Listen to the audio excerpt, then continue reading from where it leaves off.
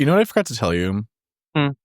When I was at the club last week during Pride, people were opening up Labubu's on the dance floor. At the club. At the club. They were opening up the Labubu's at the club. They were opening up Labubu's at the bars and at the clubs. As the owner of the only 24 karat Labubu. Me when I get my matcha Dubai Labubu chocolate trade. Yeah, when the trade is matcha Dubai chocolate. Yeah. Labubu. When my Starbeam moon cookie from Crumble Benson Boone Jizz platter doesn't have Labubu trade. As the owner of the only 24 karat gold Dubai chocolate matcha latte oat milk lavender tea Benson Boone trade Labubu. That's like every word anyone's ever said. That's the way we speak now. Is that? That's like actually that's the hieroglyphics we now translate every day.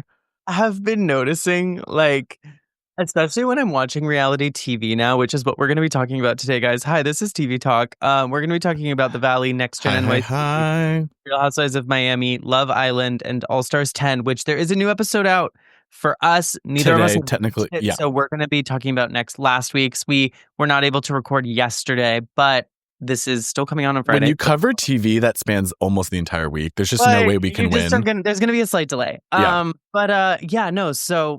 Labubu trade. Labubu trade. Matcha Dubai chocolate crumble cookie.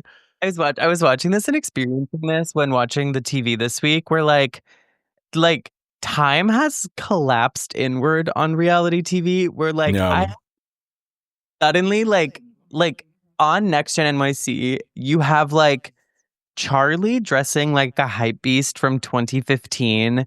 You have Georgia dressing like one of the Real Housewives of New York City circa 2007. Then you have The Valley, where they're dressing like it's 2011. And they're at the Target. The other half of them are dressing like it's 2025. But then on Real Housewives of Miami, it never stopped being 1998 and also 2009. And then we have Ariana Bierman on Next Gen dressing like it's 2056 and Ariana Madix dressing like a space alien, but also like a flapper. Ariana Madix is like Fifth Element at this point. Like a 1980s Terry Mugler model. And then on All Stars 10, we're just in different areas, right? Like Cuckoo's putting piñatas on her body or like paper mache dolls on her. Like whatever that outfit was, I just have stopped being able to ever place myself in time because I'm watching Real Housewives of Orange County right now. I just got to Brooks's first season. I'm finished with it now. I'm about to hit the reunion. Whoa. Wait, I do need to know your boyfriend's reaction to OC. Oh, he's not watching it with me. You're just doing your normal I'm not recap. exposing him to the ancient in that way because he can't handle it. I mean, to be fair, the pheromone is so strong it actually does harm if you're not gradually warmed up to the concept of OC.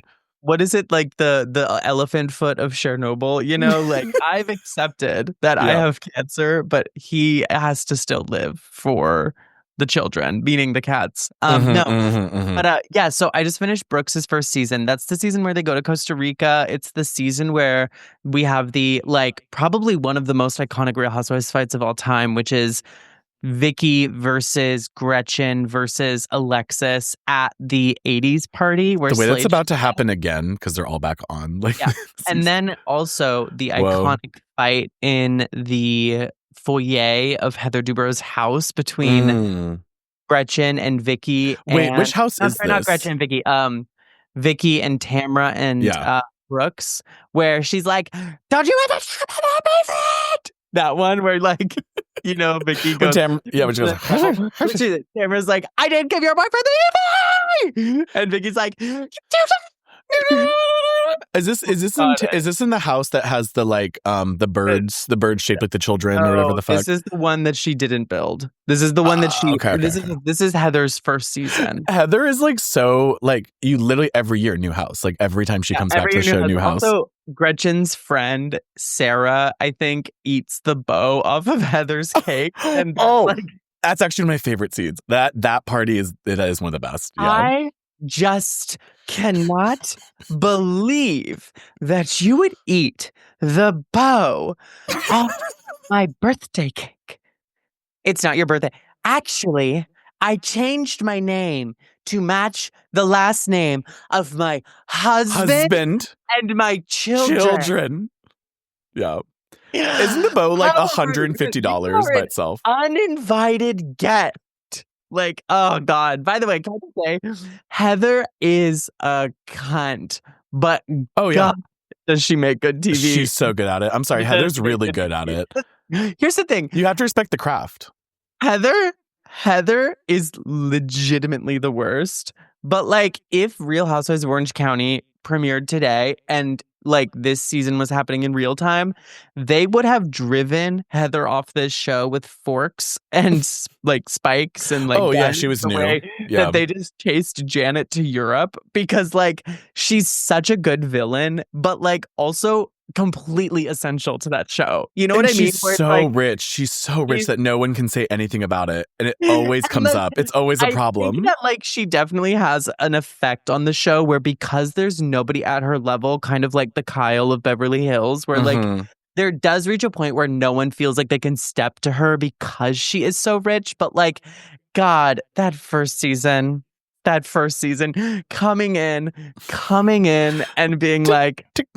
The like clack on the marble. Like, when she's like, yes, you know, as a working actress in this business. And it's like her like 3 IMDb. Her like 3.5 IMDb credits. Like she had a 2-season show on CBS, Facts of Life, I think, or That's Life. She always I couldn't tell you. On That's Life. I worked at 18 It's one of those shows. It's literally Valerie Cherish. I'm like, that shouldn't happen. It's not real. No one watched it. I just also, by the way, the way that she begins to next season talk about her like literally 1 episode appearance on Hot in Cleveland as it's her entire storyline. She acts as if she's the main character of Hot in Cleveland, and she makes an appearance for all of like 5 minutes. Like, anyways, that's her first season. But like, can I say, I honestly, this is gonna be such a controversial opinion, but Tamra is in my holy trinity of housewives. I'm sorry. Again, respect the craft. Respect the craft. I'm gonna say it. There has never been a more essential worker on TV. Do you know what I mean? Like that Tammy Sue literally puts in the work. She lives out loud. She is an open book. She is meddling. She is throwing people under the bus. She is authentic and a snake and a liar and a dirty cheater. And she can do it all. She's an all-star. Engines of Bravo that has kept literally everyone we love on that channel employed for 15 to 20 years. Like, well, like, sorry, but if you look at all the stats, she's on the top. Like, she really is. The longest running housewife for a reason. I'm sorry. Like, I think that her messiness and like how obviously that she like engineers things. Like, listen, fumbling after 20 years on TV, like, gotta say, listen, who wouldn't, right? Who wouldn't? But like, who among us? Like that early, watching her just flip around and just throw her friends under the bus and just like the way that she's always quitting but never leaves. See an opportunity to strike and she will always take it. It is like she is the hungry wolf. Like she cannot. Yeah, she's in combat and she's shooting wildly. Literally, like she cannot help herself from showing up at the piggy's doorstep and being like, "I'm gonna blow your little house of chopsticks down." Like, I'm sorry, I love her genuinely as a TV character. I find her so compelling. Like we've talked about this before, but like watching her rise out of an abusive marriage and be a bad person is. Honestly, like there's something like she's like, what if I was more fierce? Empowering. Yeah, like there's something. What if I was worse? That, right? What if I like used this against everyone else and used it for evil? You gotta say, listen, Eddie, those first couple seasons, hot. I don't care that he's gay. Hot. I get it. Yeah. Like exactly. I get it. You know, they're hot together. Like I feel like definitely let them pick me up at a bar in 2011. You know, I'm sorry, you can't tell me at least the first few years of their marriage they weren't like going like rabbits. Like you can tell. Like she is literally like from my house in Toronto. Like I literally like the shock waves. Like when he gets on, she becomes like a snail, like crawling around. Like she's like dripping every day. She's like, I can't stop having sex with my man. She's just leaving a trail everywhere she goes. No, I don't care if it's him just making it work for her. Like he cares. He's always cared about her in a way that you can tell, and that's interesting. The other thing is like, speaking of bad marriages, Alexis coming back only to reveal that she actually was a stupid idiot the whole time, and it really probably wasn't her husband, was Yeah. most probably like iconic crash out of all time, because like her whole plotline coming back was like, I'm not going to let my crazy ex-husband control me anymore. I'm my own woman, and immediately falls in with a controlling man who tells her what to do and like becomes his like idiot mouthpiece. Like just immediately. Like she takes all of 5 minutes of being back on TV 15 years later to just resort to being the exact same person that she was the last time we I saw her. also love when a housewife is only on for like, what, 4 or 5 seasons at the most? And she's like, that's my entire personality. That's my whole life. You'll never know me otherwise. Unlike Heather, where every time she comes back, she's like, anyway, what's new? Like, I have a whole new life since you saw me last. My fucking words. Bringing Gretchen back to television is the worst mistake these producers could have ever made. Oh, the MAGA of it all. I mean, they're already giving MAGA, but she's like... unwatchable. She is unwatchable. And it means Slade Smiley is going to be back on TV. So the true cream. He is the nuclear cockroach. He's the nuclear cockroach of Bravo. Yeah, I mean, he is, as Season of now, 1, episode 1. the longest, like, airing figure on Bravo television. In that, like, besides Andy Cohen, I think he has had it the longest tenure on that channel. And he is the OG nasty, He's foul. been appearing on TV since 2004. He's the original, like, down, dirty, scary, nasty, do not trust this bitch like guy on Bravo.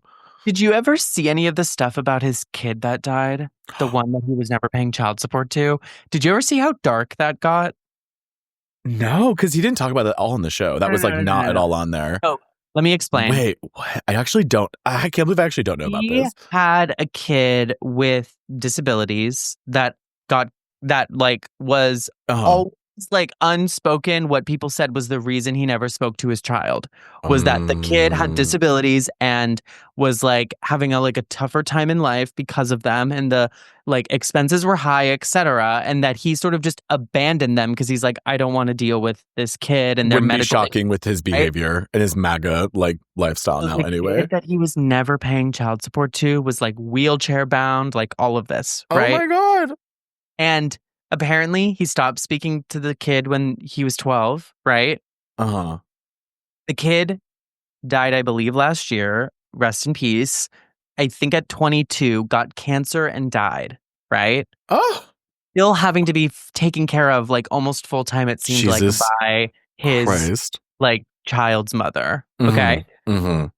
After the kid died, Gretchen and Slade made like 15 tribute posts with like 20 pictures each to the kid, being like, our hearts are broken, our family's been torn apart, like da da da da da, right? But one immediately clocked that in all the photos, the kid is like 9-10 years old when he grew up to be like a 22-year-old man. Because they have like no photos with him in the last 10 years. Apparently, they hadn't even seen the kid in like 10, 11 years. Foul. And then the mother had to come out and be like, fuck all of you. This is crazy that you are making this all about you guys. And they like social media fodder. They gave exclusives to people about it. Like literally they went and gave. Did this all happen when I was like in Europe? Did I black out during this? Like literally people exclusives. Holy God. They went on an entire press tour, got like photo shoots, everything about Slade's dead kid and how like awful it was, and it's probably going to be the plot line on this new season. And the mom had to literally come out and be like, you literally never saw your own son, you never paid child support, you never did anything for us, and you haven't even seen the kid in 10 years, which is why that's insane. In all of the photos he's in elementary. I'm seeing it now. It is literally that. Yeah. Oh. That's like, listen, it's like, I hate to jump from like something so, but there's some things I can stomach on these shows. This kind of like darkness that Gretchen carries in her heart. It's pretty foul. It's unreal. And it's sad because when she starts on the show, I am like a #1 Gretchen defender those first few seasons. The first season she's on that show, they are literally trying to kill her. Like they are trying to end her life. She's the town whore. She's the like woman in the square they're beating up. It's wretched what they do to her. I think that like her and Tamra are like totally interesting foils for each other because they're two women who are obsessed with like escaping circumstances at literally any cost. Yes. Tamra is just naturally charismatic and naturally funny and witty and smart and good TV. And Gretchen is not. She's a phony. She's clearly fake as a fucking whatever. She cannot carry a sentence. She has no charisma. She has no swag, no personality. She's just like this empty homunculus of like literally. She literally does. She does those like Instagram videos where it's like how to make 4th of July jelly beans. And it's like, put the red ones in, put the white, put the blue. She's nothing. Like she's nothing. And it's like, she's really like, oh my God, what are you kiddos doing for this 4th? And then it's like, we love Trump. And also like. That an alchemist in 47 BC had struck with lightning. Like literally, like that's all she will ever be. Like a mound of clay given the soul of a dead child. Like that's all that Gretchen Rossi will ever be. And it's actually crazy to watch. But like this new season, apparently, what I've been told is that they basically spend the entire time beefing. But it sounds like a lot happened. I mean, again, Tamra says she's like quit like 3 times during the season. Yeah, she's still like, can't wait to be back. The thing is also like, apparently what I think someone was saying was like, Gretchen, like she was the last time, all bark, no bite, where she has like big talking points in all her confessionals and will like tell the press anything, but like literally can never square up to Tamra. Oh, I'm ready for Tamra to beat her ass up. I have no problem with that. I need. I hope you get made a fool. To grab her by those foot-long extensions and drag her through the streets of Newport Beach. Like literally drag her, like literally barefoot in a ripped, bloody dress, just dragging the bitch. Because say what you will Newport. About the like Christian MAGA of Real Housewives of Orange County, which is exactly what Gretchen is. That's like, she's the most of all of them at this point. But Tamra with her CBD gummies and her, you know, absolutely like wretched Instagram content. Like she's ready to do whatever she wants. Like I heard a rumor that Tamra has voted Democrats. For Democrats. Yeah, allegedly. I mean, she's like, she knows the gays are her biggest fans. Like she knows what to do. Listen, like she knows where that bread is buttered. So that's next week. OC starts next week, y'all. I know. I can't wait to talk about it. Obviously, add it to the rotation. Obviously. Well, speaking of, okay, wait. I love what? And Heather Dubrow, also a Democrat as well. Oh yeah, I mean, her daughter is like, wasn't she like bisexual? And what, didn't she have a trans? I can't remember. Yeah, the trans. Well, I can't keep track. Is one of Tamara's kids bisexual too, or does she just wear like newsy caps, and that's like confusing me? I think that's the daughter that like came back on the show. Yeah, the one in the newsy caps. She's like, Mom, I'm thinking about things. Very like, hello, my baby. Hello, my darling. That's exactly what she's like. Like wasn't she like isn't she like a DJ, or she like remixes like SoundCloud? No, she makes music. She makes music. Like, isn't she a DJ? And you're like, she has a full album she's touring. She has a Bandcamp and everything. A Bandcamp, yeah. Speaking of Bandcamp, Next Gen NYC. Woo, mama. This show is last episode, a little bit of a snooze. This episode picked it was up. Like, wait, whoa. Wake it up. Whoa. Okay, wait. Did you read my So Chic, Very Chic this week? No. Oh my God. Okay, keep telling me your thoughts. I will tell you what I said about this person. Well, so again, for everybody, just so like everybody knows exactly what we're talking about, we had last week's episode was like not cover. We're now like 2 episodes, and now we're going to be all synced up. So now it's going to be much better. But basically, the way that the episode we didn't really talk about, the one that was kind of sneezy, ended on Ava and Ariana fighting about brands, which I thought was very funny because I literally was like, none of these things are real. And I feel like they teased us to make it seem like this is going to be the drama in this season and like it's going to be so stupid. And then it literally starts the most recent episode with Brooks like going, oh my God, it's like so like, what are you guys even talking about? And everyone just rolls their eyes and is like, who cares? And then they move on. And I was like, and they thank you, everybody. Like they really buried the lead on what the drama this season was, which by the way, guys, is over $50 Bose speakers, which like is some of the most captivating TV I've ever watched. But listen to this. So we have Gia Giudice, Ariana Bierman, Gia, as you guys know, Real Housewives of New Jersey, Ariana, Real Housewives of Atlanta, and then Damon Dash and Rachel Roy's daughter. By the way, Rachel Roy was Becky with the good hair on Lemonade. Allegedly. Yeah. Their daughter, Ava. Now, and also, I feel like I have to say this every time we talk about Ava. because after the show has been filmed, her dad has been exposed for like unpaid taxes, debts, bankruptcy. He's lost everything. She's been evicted by like, I think U.S. Marshals, much like we'll talk about in this episode with another place. And she's been evicted since because he's like completely broke. So I just think it's really interesting when we're watching right now, kind of knowing what's to come later, unfortunately. Yes. But yes. So here's what I wrote. 3 girls fight in a Soho bar on a Friday night. Picture them in your head right now. One has a Jersey accent, one talks like a California layabout, and the other has the sort of voice you might hear over an Instagram reel. Take in the cadence and the shrill whine of the Jersey girl as she gets unnecessarily involved in some coworker drama. Now, open your eyes. See the 3 girls before you. Don't they look exactly how you just imagined? Because like yes, like absolutely, like a sweater vest and slacks.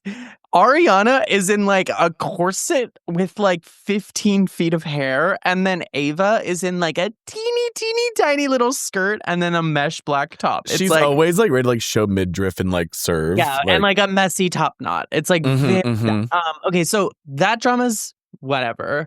What's the name of the brand again? I will never remember it, but I laugh every time I hear it.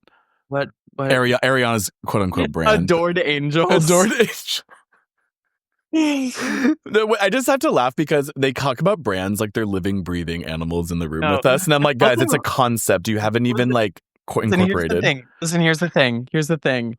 Where is the smoke for Brooks Marks never having picked up a sewing machine or knowing literally anything about design? Anything about like fabrics? If Brooks can have a fashion label, I think we can let Adored Angels live a little, right? Even if it's going to be drop shipped. Like that's literally, we already know. It's going to be literally Lisa, or Whitney, sorry, on OC. Sorry, literally it's all mush at this point. Whitney on Salt Lake City selling Alibaba jewelry. Alibaba.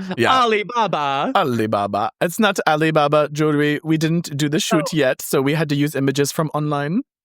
We get more content of Georgia and her weird boyfriend. Okay, let's talk about it. I need to get into this actually because I was captivated by whatever is going on there. Georgia introduced us to her. Like, guys, when I say weird boyfriend, we've seen weird boyfriends on Bravo. He's up there among the weirdest boyfriends I've. Well, like, it's also the setting. Like where we start with him is frightening. So he like works out of a loft with a bunch of people that look like they just like woke up, right? Like it's crypto traders. So it's kind of like not a real job, yeah.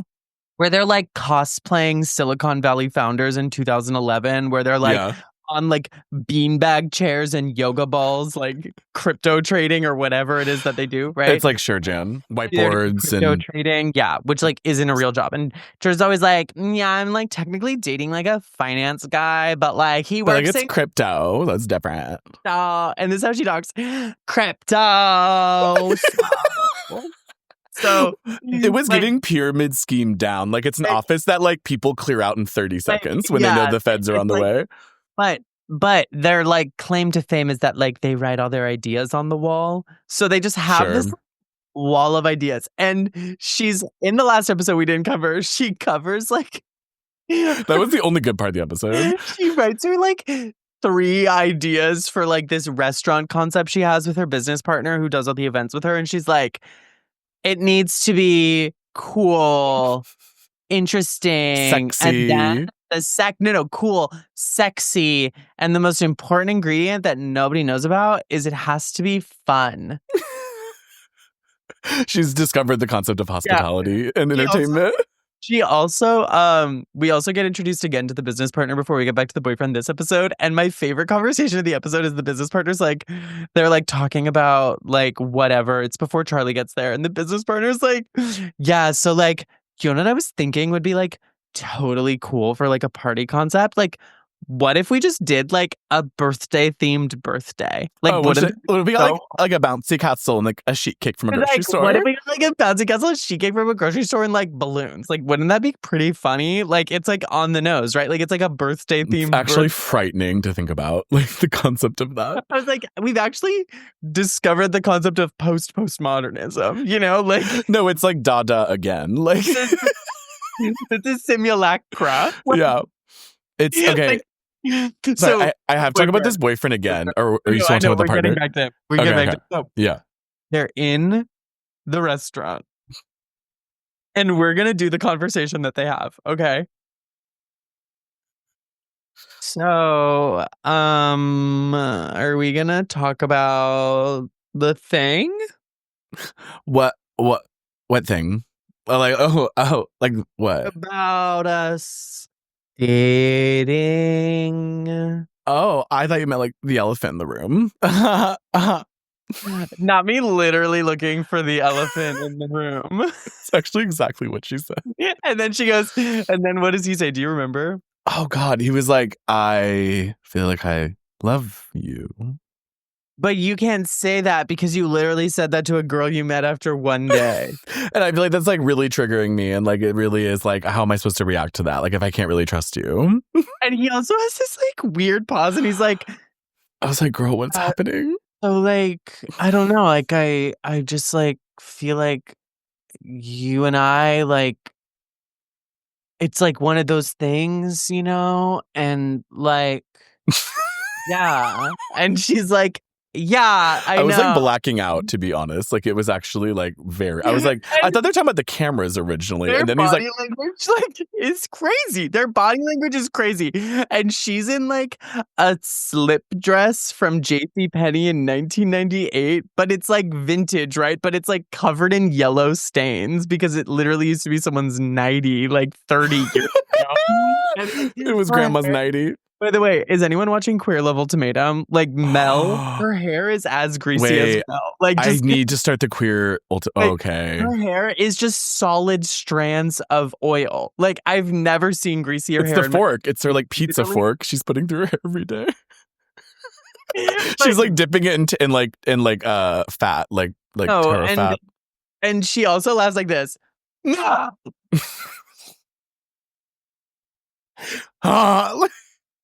I've never seen anything like it. And by the way, I feel like I have, unfortunately. Like Gen Z vibe, like the Gen Z version of like the guys that used to pretend to do the Sherlock, like swiping around in air, like their mind palace. Like he gives, do you know what I'm talking about? Like, yeah. When they're like the savant or something. Where he's like moving like screens around with his hands that are floating in air that only he can see in his mind. Like he gives very mind palace to me where I'm like, okay, I want to see your podcast watch and listen history. Okay. I want to see it's algorithm. Total brain rot. Also, it's like, I'm like, it's very like ChatGPT University energy is what I'm getting from him. Oh my God. Everyone on this show everyone's that. Like real people. Like none of them actually communicate in a way that's like real to me. That's me watching Ariana make TikToks in her $10,000 a month apartment. I'm just like, so this is a real thing people like. The toilet. Do. By the way, she's sitting on the toilet. Yeah. By the way, she's working class like the rest of us. She has to make TikToks on the toilet because it has the best lighting. Can you imagine your first apartment? New York City real estate. You have to make TikToks on the toilet because it's the best lighting. I was like, even though she has like influencer kitchen down, like get ready with me kitchen, like watching island. them try and figure out how to turn on the oven. I was like, that like $15,000 stove, by the way.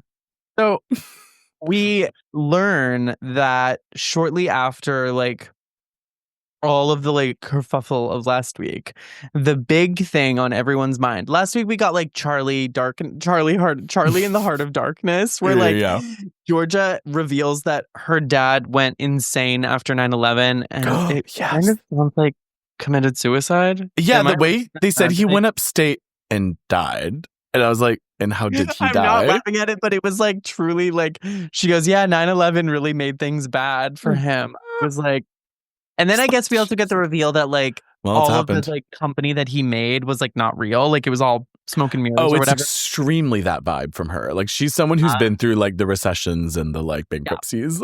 Yeah, I mean, she has an old soul. Okay, like she's a crone in the body of a 22-year-old. No, like her past life, she was a Victorian widow that like realized her husband had like debts around the world, and she had to like become a serf afterwards. She like died of typhoid in another life. But then she like really turns it out in the brothel when she gets older, and she becomes an old crone who's like, I've lived many lives and now I'm richer than ever, but it's my own money.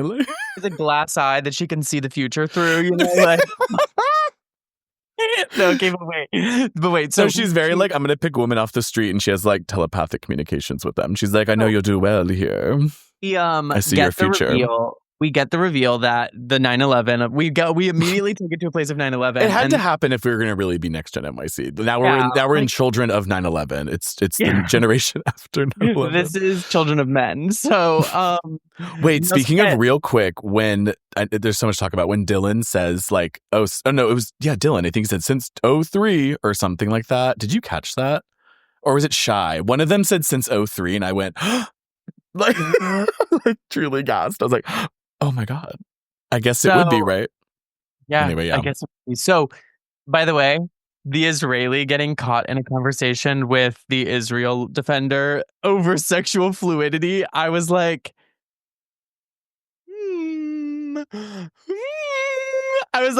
yeah, that was really scary. Likely place for this conversation to be happening. Like, oh, two likely Zionists having an incredibly off-putting conversation about sexuality. Like, likely place to find said conversation happening. Is this Seth and Shy at the caviar party?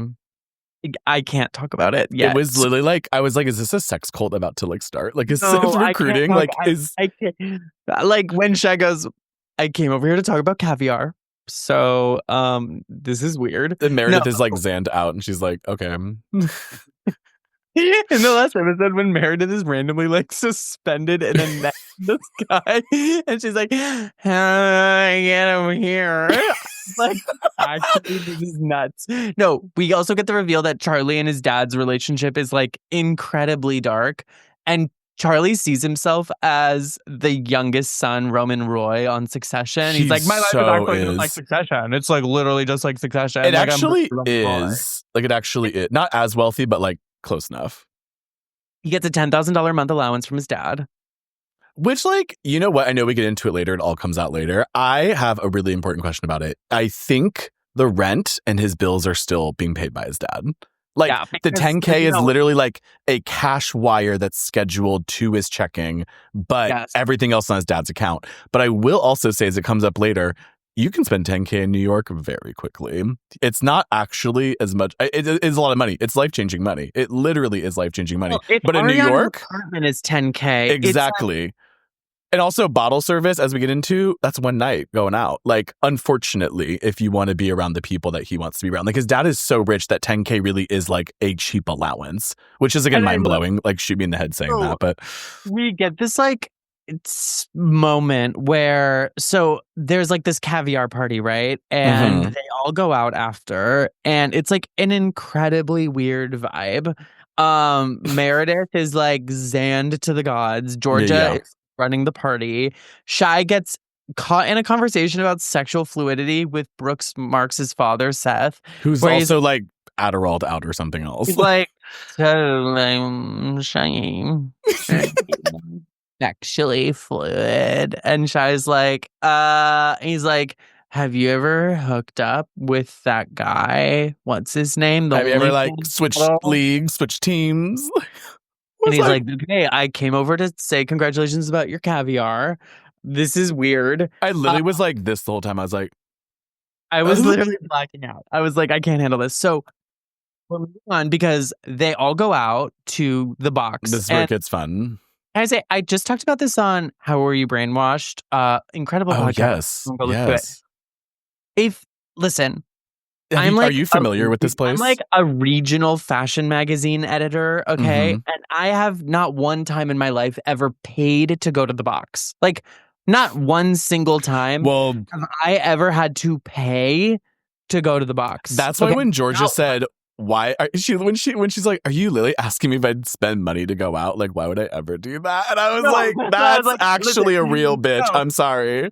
That's Listen, fierce as hell. I mean, as everyone knows, one of my favorite bits on Twitter used to be, wait, you have to pay to go to Nowadays? Because like the idea that like I would ever spend money to go to Nowadays is possible. But the idea of going to the box and like splitting spending a table FPG is insanity. Like, baby, for one night.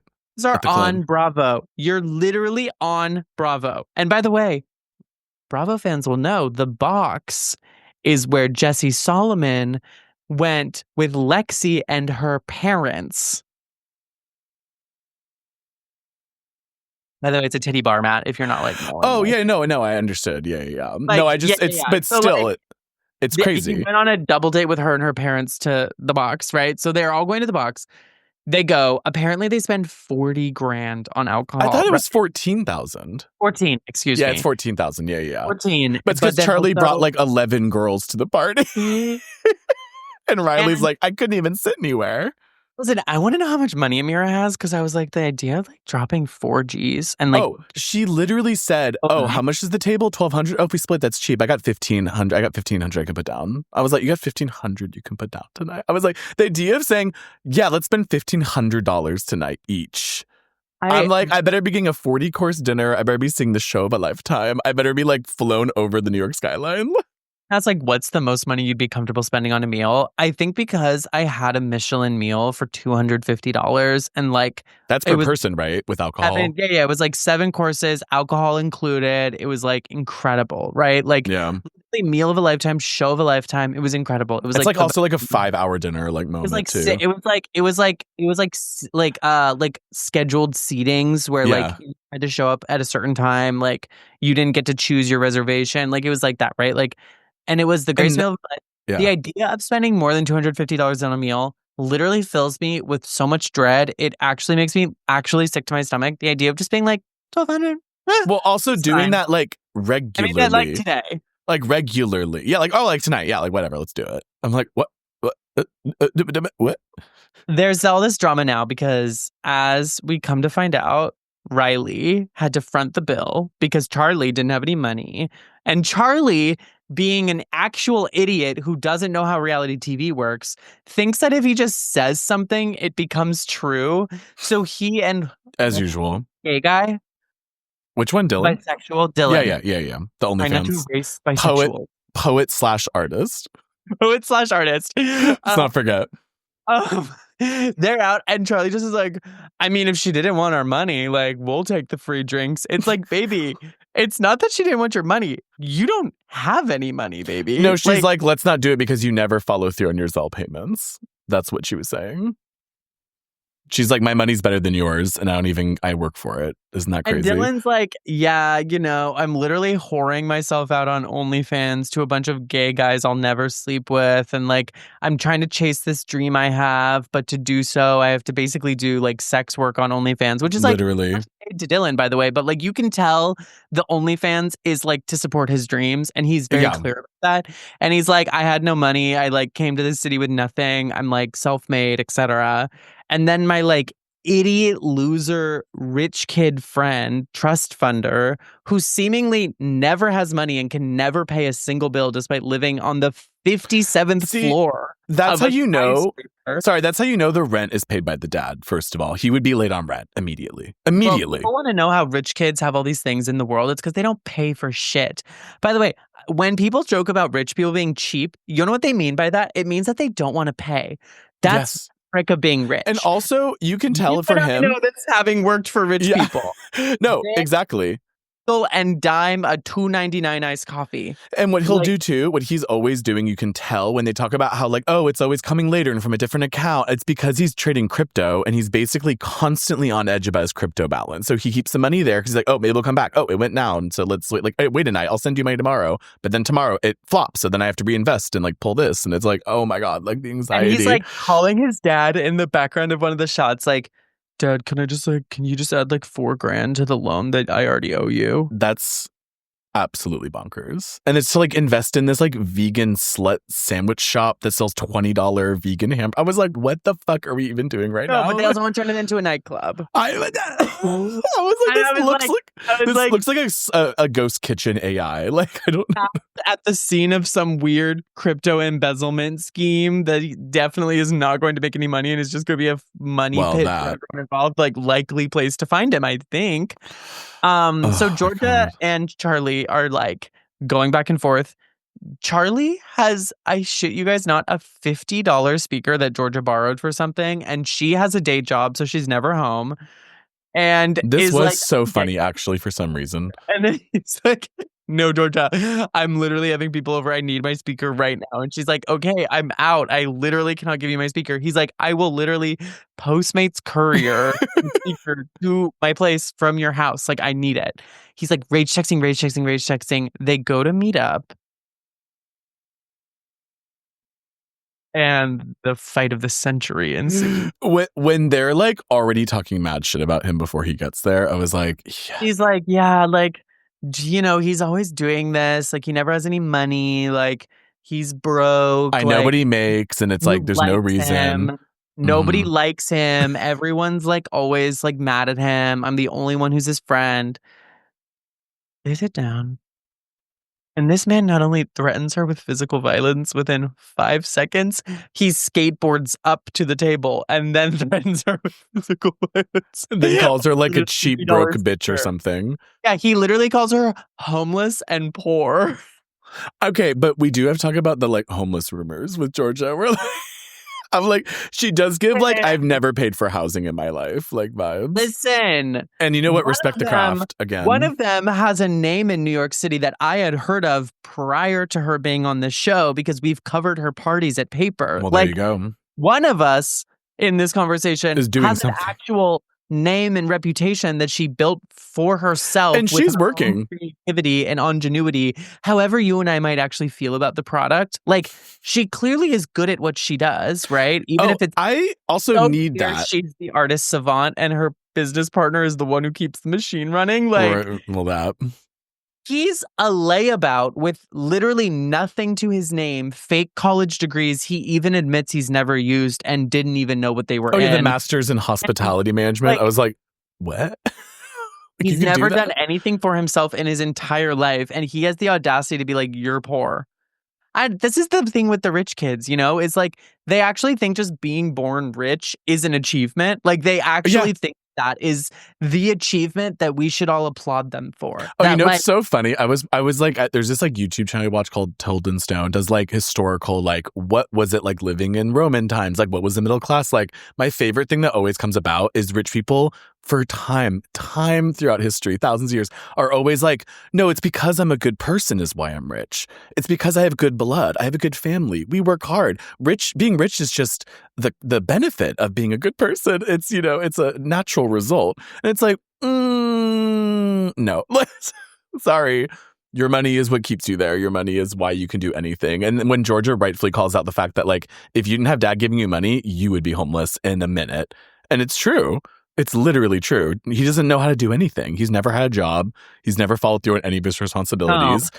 And then we have the weirdest editing where he like skateboards away from the table like an actual like Tim Robinson sketch.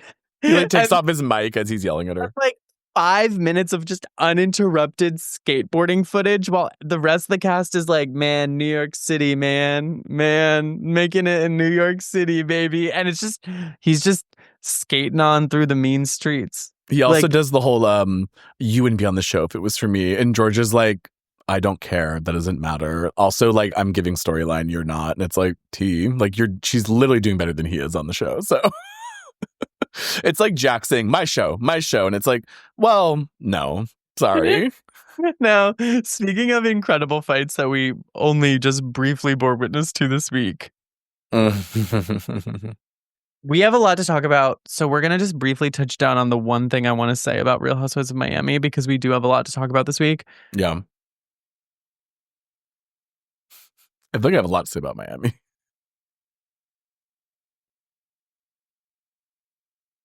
I cannot believe that Larsa would come for me. So you know what I did? I told her that I was going through a lot. And I said to her this.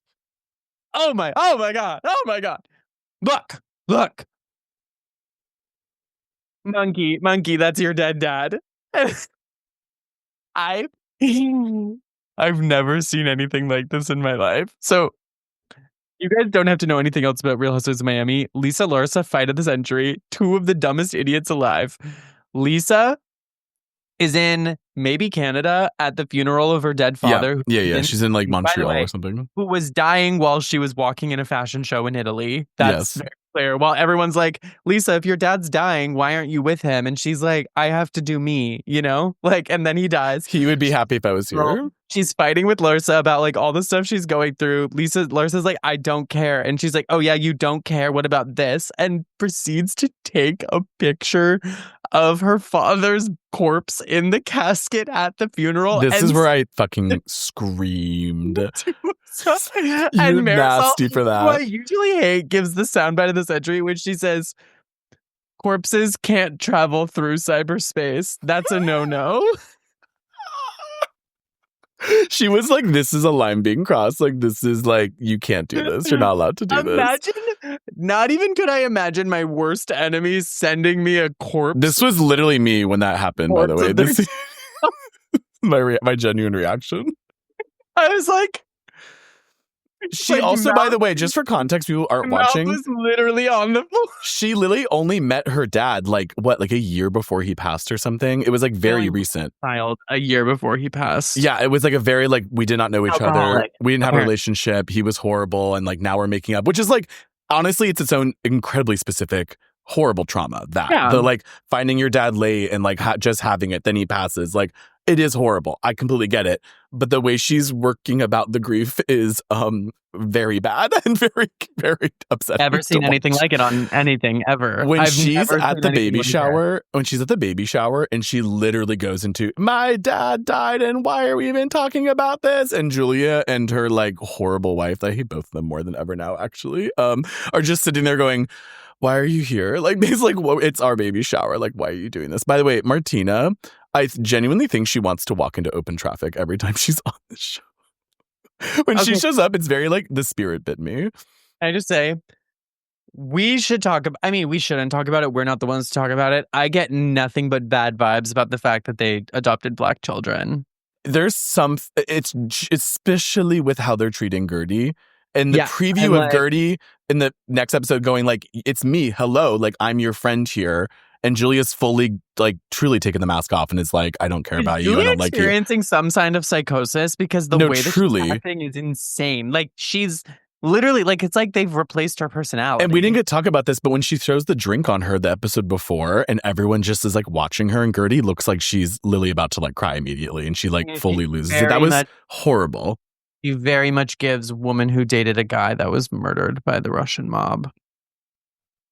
You know what I mean? Like, I'll say that. It was so cruel. Gertie, we love you. I always was like, damn, like, what is it with Julia's backstory? Like, we don't really see that part of it. And then I went, oh, okay. You've just kept that locked down. Yeah, no. Also, can I just say... We're not allowed to know. The new housewife is the financial crime of the century waiting to happen. Okay. Stephanie, I don't believe a single word out of her mouth. Her money's not real. The plane was giving like a set. I thought it was like a set piece. I didn't. Like, did they actually fly? No. Listen. You know those jets you rent out for Instagram? I was like, I wouldn't be shocked. There's something coming with her psychically. I can feel it. I can literally feel it psychically, like through the telepathic waves that I'm tapped into. Like, it's very financial crimes. It's very Cayman Islands. It's very like 17 businesses at one zip code in like Vermont. It's very much the plane is kept fueled in case we have to flee.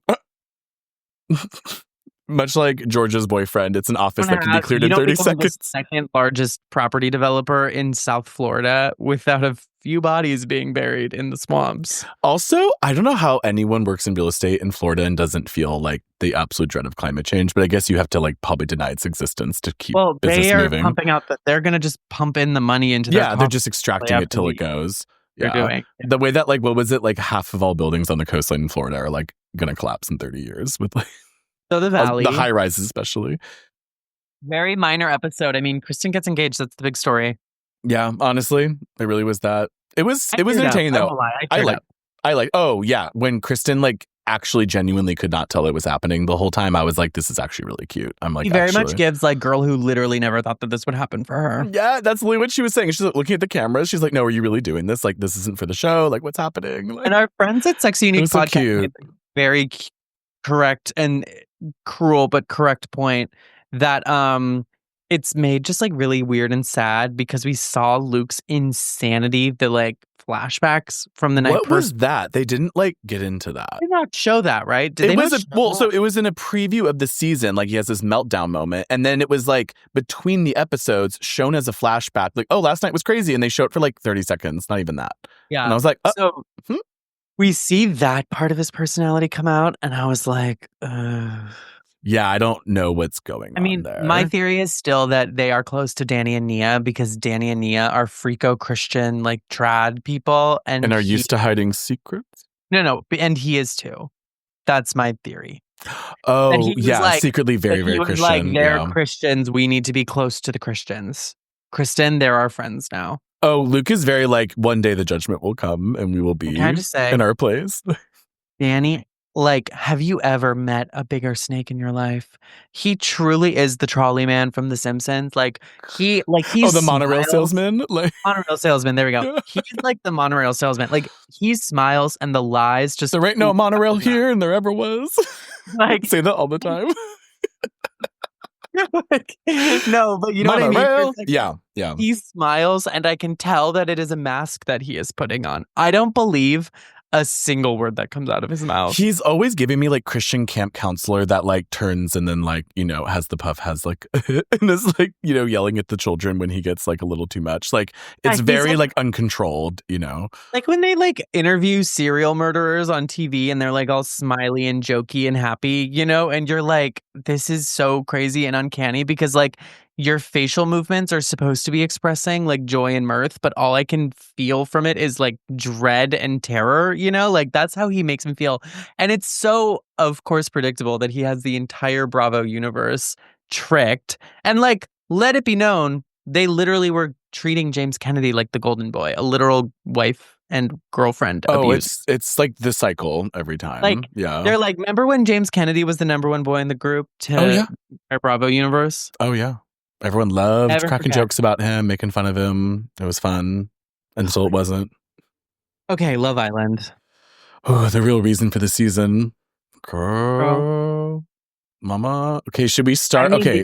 I need these producers to stop playing in my fucking face. I'm so serious. I need these producers. It's crumbling out from under them. Fucking serious. I am sick of it. I'm sick of it. What do we think about the Casa Amor reunion and then the challenge right after? We did the heart rate challenge. We talked about that. So then after the heart rate challenge, what was it? The like get off your chest. Yes. Thing? Yeah. Yes. That was the real like guns blazing. Here's the thing. Casa Amor, I think that because the success of last season broke everyone's expectations, they felt like they had to up the stakes this time. But like, the stakes were already there, and honestly, all you needed to do, if the boys are being the way the boys are being, the girls clearly, like if the girls want to be attached and if the girls are like desperate to fight for these like connections they don't care about and like are not making other connections, you have Alandria, you have all these people, right? Just do Casa like normal because that is what Casa is designed to do. They really flopped on it this year. Instead of sending the girls to Casa, send the boys to Casa, give them an extra day, and watch as they all cheat and bring back other bitches. Because that's like always good. Postcards to the girls or send postcards to the boys that make it look like the girls are coupling up so that the boys then are incentivized to couple up. Watch the chaos ensue. And watch everyone like lie, cheat, their steal way back from Casa. And then do the like, whatever, get off your chest challenge. Let them like air each other's business out. Let them like settle from that. And then do movie night like normal and watch as all the lies come apart. Yeah, the movie night like has to come soon because it's getting out of hand. Just basically was like everyone stayed in the villa, but we also added 5 new couples was so unnecessary. It upped the game in a way that was not needed. And it also made it way more of a game, which is what they seem to not want. You know, like, oh, at this point, they're all like going insane because of it. They're like, the game theory is like endless. They like can't. And also, they break up every couple that actually is a couple. Like, we had Charlie and the Pepe, two girls. And then Charlie and the two girls. Pepe, and then her and Pepe got rid of that. And then they had TJ and what's her name? Like, now they're broken up. Like, and then Huda and Jeremiah. Well, that was something. But but Jeremiah was game with the new girl. Like, every time anyone gets together, they're like, kill them now, kill them. Watching the girls lie through their fucking teeth about their reasons for sending Hannah home. That was crazy. So annoyed because, like, the reality is that Hannah and Pepe were in the only closed-off couple out of the people up for elimination. And everyone was jealous. The unspoken rule of Love Island that you do not break because it destroys the function of the game. The literal rule that you play by, because if you don't, it literally breaks the game. Disgusting. Is you do not send home couples up for elimination. You send home single people who can't find connections. But they've done it like 4 times. Love Island. If somebody is in multiple couples and every one of them is breaking up, they are not playing the game. All these things you said about Hannah Huda, and even Amaya, who was having trouble. Like, if the game is not working, if they are not finding love, they go home. People who are in couples stay. And then you let the public vote for the least favorite couple, whatever, and then you vote people out as a couple, but not breaking up couples. You do not break up couples like that. That is the unspoken rule of Love Island. So sending Hannah home and then being like, oh, well, like, you know, we like wanted to have Amaya like have a chance and like Huda have a chance, and then, you know, Hannah, like, she just went with Pepe, and it's like... It's all like the OG Friends contest. It always becomes this. And that's why, like, they need to be breaking them up earlier, because now it's... broke them up because you guys were scared of there being an actual couple in the villa. Yep, because then it makes all of you look insane. Was hot and popular. And all of you wanted to crack on with Pepe. You were mad that he didn't crack on with you, and you sent his girlfriend home thinking that he would crack on with you, and he didn't. And guess what? That's why. Don't sit here and call yourself a girl's girl and call yourself real. Oh, ban that word now. All this shit, because, like, that's not true. You're not being honest. And also, it literally has become the Ace, Shelley, Nick, Sierra, Taylor show. Well, Taylor by, like, a dumb association. But, like, literally, that's why I was so pissed when they eliminated 5 people. That, like, none of the people I wanted were in that. And then, well, kind of. And then they saved, like, the worst one, Taylor, who's, like, literally, go girl, give us nothing. Like, give us fucking nothing. That upset me so much. And they didn't even save TJ. When Sierra stood behind him, I was like, are you a girl's girl now? Those girls better... They're all bullshit. Ass tonight. If they don't literally jump Insurrection. Literal snake. I'm flying to Fiji. Because we had to sit here and listen to 15 episodes about Huda being a girl's girl and all this shit, which, by the way, Huda's fucking weird. She has a weird thing with black men. She clearly does not know how to operate by rules that everyone else in decent society operates by. And she's very clearly self-interested and narcissistic and unstable and all these things, right? But they kept her. They kept her. You don't get to keep her as a punching bag because that's how people win this show, okay? Literally, look at Millie. Does anyone remember Millie from Love Island UK? Remember how they were in the most hated couple and got viciously bullied by all the Islanders to being propelled to the top vote by Fiat 500 Twitter because they literally were like, oh, poor Millie. Like, they really are like trying to make it work and you guys are being so mean to them in the villa. Like, that's how we had that couple win. Have you guys never discovered the ancient texts and read your books and your histories? Because no, they don't read. They don't know anything. Are going to make Huda and Chris win by hating on them so bad. No, they're literally winning by like underdog rules at this point, not by like anything of actual interest. But I digress. My point being, we had to listen to all that shit. Alandria being like, you're not a girl's girl for kissing Chris. Alandria, were you a girl's girl when you were making out with Nick in Soul Ties? I don't understand this whole thing. That makes me feel insane. Exploring him? That makes me feel crazy. It's again, because they're all cool with each other, so it's okay. But if it's the girl we don't like, then we can use it against her. And then your girls have gone and stand behind this other guy who literally embarrassed your fucking friend on TV for 3 weeks. And you stand behind him to save him? By the way, Iris and Pepe being broken up is so fucking maddening because I'm like, why are we splitting couples up? Do you mean Iris and TJ? Why, TJ? Why are we splitting couples I know. up? The fact that that made me so pissed. Why are we splitting them up? It makes no fucking sense. No, because it's literally becoming like, I don't want to share my toys and I'm going to break someone else's toys if I can't have them. I'd rather everyone be angry and sad because I chose to be than like let someone actually be happy outside of my control. Okay, great. We've like Pepe's single again. Iris is single again. Pepe, just come to us. Come back home. Hey, I have a hole for you. Whenever you want. I really missed when like people would leave with each other. I really wish Iris just like went with him, with TJ to kind of shake it up a little bit. Like I get why she didn't and couldn't probably, but like she should have. Well, he told her not. He told her not to. He's like, this is your experience, etc. Yeah. Okay, but like, Pepe should have just left with Hannah. But have you seen Hannah posting from the outside? Like, no, I'm crying. I can't believe that he's still thinking about me, etc. They need to send her back in. That kind of would be hilarious. Okay, by the way, Huda had the world on her shoulders. She had one chance to make history and be the correct side of it. All this shit. She lays in that bed after literally receiving the attacking of a lifetime. You're feeling bad for her. You're like, God damn, like she literally can't catch a breath. She's on the island. She's on the island of sadness. I know she's fucking weird. I know she's literally sadness from inside out. Like I know that she's a moper. I know that she's like ruining everyone's experience. Right. She's in that bed and goes, Chris, can I tell you something? I was the one that wrote the card to Pepe, and I just couldn't tell everyone. I couldn't. I literally was like, bitch.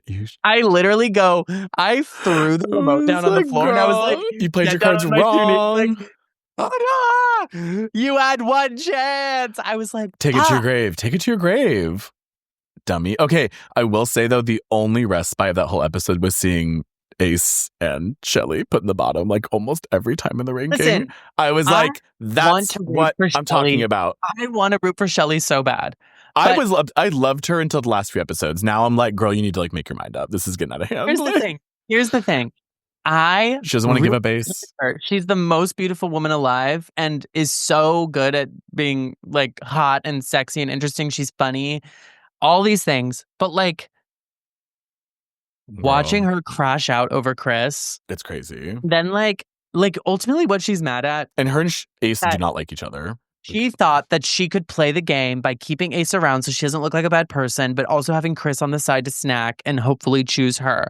And Chris was like, I'm not going to be caught in this weird game. I'm here to find love. There's somebody here expressing their interest in me who I enjoy. I'm going to go with her. And that's why he likes Huda more too, because she's like by herself and is like not going to judge. Chris didn't choose her. That's what this is literally all about, is that Shelly wanted Chris to choose her. He didn't. She stuck with Ace. And now she has to like make some pretzel ass shaped convoluted reason for why she's actually in the right with the Ace situation. Like, Ace sucks. If you had just left him when he sucked, we all would have supported you. But you've watched this man ream out random people, yell at women, be manipulative, be a dickhead, control the narrative, be so fucking disingenuine. That's the other thing. People being surprised that Ace is not genuine. I'm like, guys, he literally sat up there and was like, as a 5'10" man, baby. That was crazy. If you're 5'10", I'm 6'4". Okay? Your feet dangle from the chairs, from the couch. Like, not even the high chair, like the general couch they sit on. Be serious. Like, he's the same height as Sierra, and she's in heels when they're walking side by side. It's like no shade, but like you can't be lying here. Also, I'll never forget the scene where he's wearing the socks in the sauna and says, I don't lose, I win. I was like, do you think America saw that and didn't go, that's a fucking crazy person? Like, the other thing is, I'm like, do you guys not know that like... They're seeing everything, mama. We literally see everything. I do have to laugh, though, that America becomes like the ultimate weapon and like scorecard everyone can use. Like the second Huda and Amaya were put in the top, they literally were like, you can't tell me fucking anything. Like, you're all bullshit. What did he say about Amaya being in the top? He's like, this was not in my... Oh, in my like playbook or something. I don't know what the fuck. Yeah, where he's like makes a gambling term. And I'm like... Yeah, he was like, this is not in my like... Like, they literally all got on Amaya's case because they thought that people would really dislike Amaya. No, because again, they think they're running the show. They thought that she was an acceptable target and that they're all fun and pretty. I honestly think the PPG broke the show ultimately because... the like three girls who like, you know, weather the storm together and are like fun and cool and like get all these deals after and are friends. Like I think they saw that and are like, oh, alliances are how to win this show.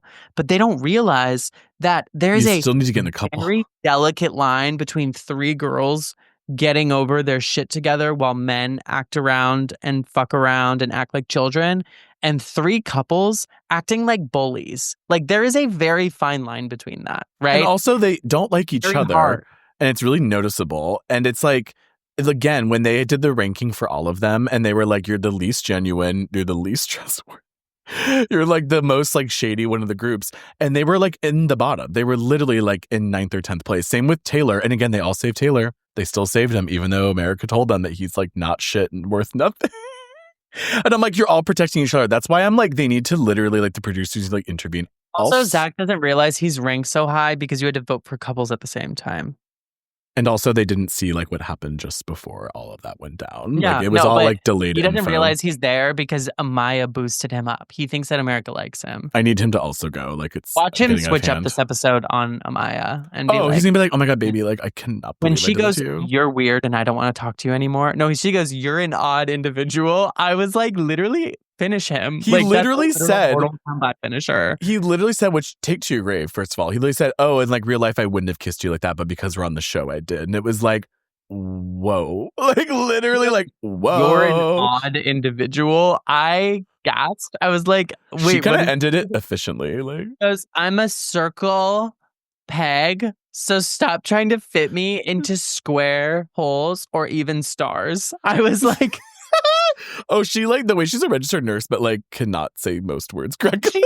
No, it's not that she's not saying it correctly. It's that she has invented a new way of communicating that meant to be more compelling than most of things that have been put into the English language. She goes, I'm sorry, I wear my heart on my sleeve. Not your cup of tea, then stop drinking it. And she's right. She's completely right. I was like just I do fight for her. It's like her and like pretty much nobody else. No, I mean her and Brian, like, come on, guys, let's make history. Who's Brian? Brian's the one who is like, as a person also coming from like a Latin background. Oh, yeah. It's funny enough, the new guys are like not the worst so far, like actually, because the OGs are really like stinking up the joint. Also, can I just say, Huda standing behind Andrina after Andrina spent all day and night shit talking her. I was like, literally, Huda, she will not stop being embarrassed in this villa. She's like, so toxic to herself and others. It's pretty funny. Andrina does not like you, and you're like, you're my sister. I was like, sure, Jan. But I hope Iris has had a gun this whole time, and I hope she just opens fire on this villa. Like, I need her and Amaya to win. That would be great. I need to send in lesbians and just let Amaya know that like who's like really going to special rules world is a lesbian. Did you hear about Sierra's past social media post coming to light recently? I'm like, when you're this deep in, can they really pull you out? Like, it really is like, how bad on the racism meter does NBC believe you're worth kicking out? Got axed. Like, I think the second episode. She literally was on the first episode, and overnight they like kicked her out of the film. Which was very smart to do it so early. But with Sierra, she's like in for so long. And they didn't edit. She was not in the episode very much editing wise, but also like, I don't think much was happening, to be fair. But I'm like waiting to see what that happens. Apparently, people are talking to The Sun, producers from the show, and saying that they're in crisis mode about it. I'm like, okay. The thing is, in 3 days, and this is not to diminish what she's done or what should happen. Literally nothing about that whatsoever.